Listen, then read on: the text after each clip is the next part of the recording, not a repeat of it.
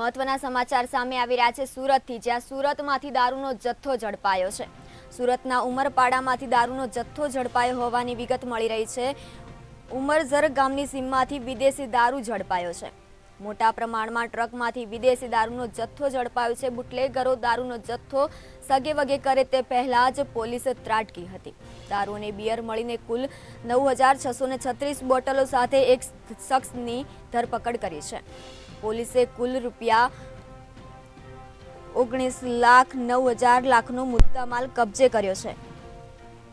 સુરતથી આ સમાચાર સામે આવી રહ્યા છે, જ્યાં ઉમરપાડામાંથી દારૂનો જથ્થો ઝડપાયો છે।